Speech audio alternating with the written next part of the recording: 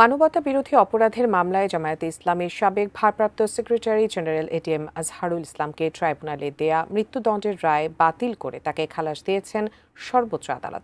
মৃত্যুদণ্ডের রায়ের বিরুদ্ধে তার আপিল মঞ্জুর করেছেন আপিল বিভাগ। আজকালের মধ্যে সংক্ষিপ্ত রায় প্রকাশের পরই তারা কারা কর্তৃপক্ষের কাছে তা পাঠানো হবে।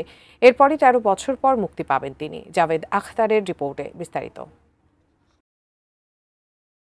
৭১ সালে মানবতা বিরোধী অপরাধের মামলায় ২০১৪ সালে জামাতে ইসলামীর সাবেক ভারপ্রাপ্ত সেক্রেটারি জেনারেল এটিএম আজহারুল ইসলামকে মৃত্যুদণ্ড দেন আন্তর্জাতিক অপরাধ ট্রাইব্যুনাল। ২০১৯ সালে ওই মৃত্যুদণ্ডাদেশ বহাল রেখে রায় দেন আপিল বিভাগ। পরে খালাস চেয়ে আপিল বিভাগের রায় পুনর্বিবেচনার আবেদন করেন এটিএম আজহার।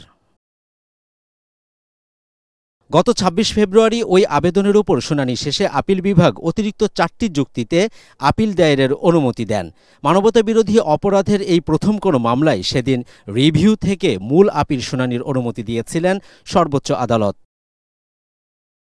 গত ৬ ও ৮ মে আপিল বিভাগের পূর্ণাঙ্গ বেঞ্চে শুনানি হয়। মঙ্গলবার প্রধান বিচারপতি সৈয়দ রেফাত আহমেদের নেতৃত্বাধীন ৭ সদস্যের আপিল বিভাগের পূর্ণাঙ্গ বেঞ্চ এটিএম আজহারুল ইসলামকে খালাস দিয়ে রায় দিলেন। বাংলাদেশ সুপ্রিম কোর্টের আপিল বিভাগের পূর্ণাঙ্গ বেঞ্চ জনাব এটিএম আজহারুল ইসলাম সাহেবকে সকল অভিযোগ থেকে বেকসুর খালাস প্রদান করেছেন। গ্লিটারের টুইন লেমন ও অ্যান্টিব্যাকটেরিয়াল ফর্মুলা বাসনকে চকচকে জীবাণুমুক্ত করে আমাদের দেয় গ্লিটার গ্যারান্টি। আজকে থেকে এখন থেকে জামায়াতে ইসলামীর সাবেক ভারপ্রাপ্ত সেক্রেটারি জেনারেল জনাব ATM Azharul Islam is an innocent man. এই রায়ের মাধ্যমে আমরা মনে করি সত্য জয়ী হয়েছে, মিথ্যা পরাজিত হয়েছে। রায়ের পর্যবেক্ষণে আপিল বিভাগ বলেছেন সাক্ষ্য প্রমাণ পর্যালোচনা না করে বিচারের নামে অবিচার করা হয়েছিল। আদালতের সামনে উপস্থাপিত সাক্ষ্য প্রমাণ অ্যাসেসমেন্ট করা ছাড়াই জনাব এটিএম আজহারুল ইসলাম সাহেবকে ফাঁসি দেওয়া হয়েছিল।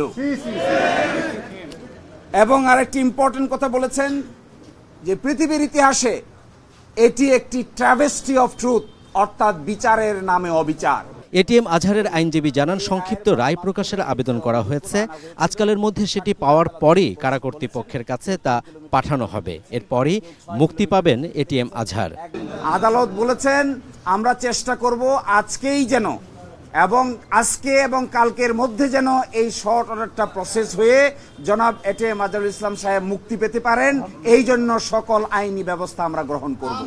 এই রায় ট্রাইব্যুনালের বিচারে কোনো প্রভাব তো পড়বেই না, বরং ভবিষ্যতের জন্য আন্তর্জাতিক মানদণ্ড নির্ধারিত হলো বলে মনে করছেন ট্রাইব্যুনালের প্রসিকিউটর। আমরা মনে করি যে আজকের এই রায়ে বর্তমান ট্রাইব্যুনালের বিচার ব্যবস্থা এবং ভবিষ্যতে যে বিচার ব্যবস্থা হবে এটিকে আরো অনেক ইন্টারন্যাশনাল স্ট্যান্ডার্ডে উন্নীত করলো এবং জাতি সারা পৃথিবী এখন ট্রাইব্যুনালে এই রায়ের আলোকে যে বিচারগুলো দেখবে সে ব্যাপারে আর প্রশ্ন ওঠার কোনো সুযোগই থাকলো না।